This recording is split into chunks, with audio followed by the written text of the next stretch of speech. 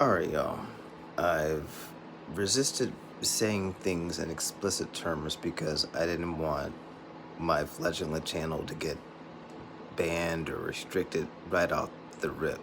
And I've resisted saying this for years, honestly, but for a couple of decades now, since 9/11, and I mean a couple of decades, like just waiting a few years since, and like, because we had like the whole color coded terrorist threat levels.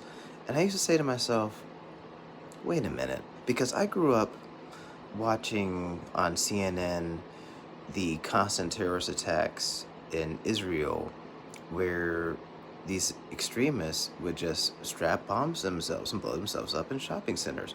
And I thought to myself, well, why doesn't that just happen at Walmarts or Best Buys, especially on a Black Friday? It would be so easy to do in this wide open country where all these materials are fully accessible. It would be so easy to do, and Americans we're so complacent. We're so arrogant. It would be extremely easy to do and be very, very shocking to our systems.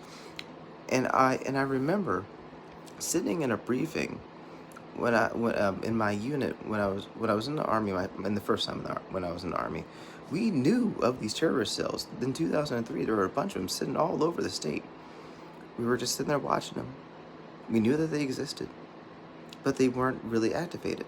Well, I was telling my friend, now that we were really going all in on this Iran thing, I said, this is well, actually, I was telling before the actual attack. I said, if we go all in, it's going to activate the deepest of those sleeper cells, and we can expect homeland attacks on a scale that we never before saw.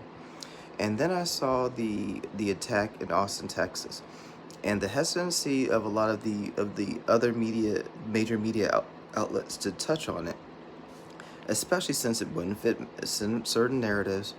And I don't want to get into the politics of it, but it's just a fact of the matter.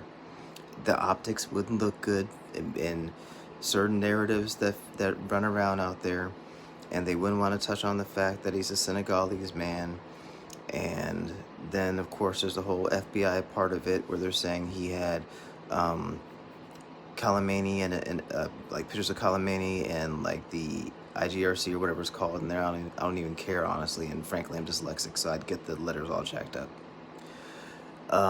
But homegrown terrorism is here for real.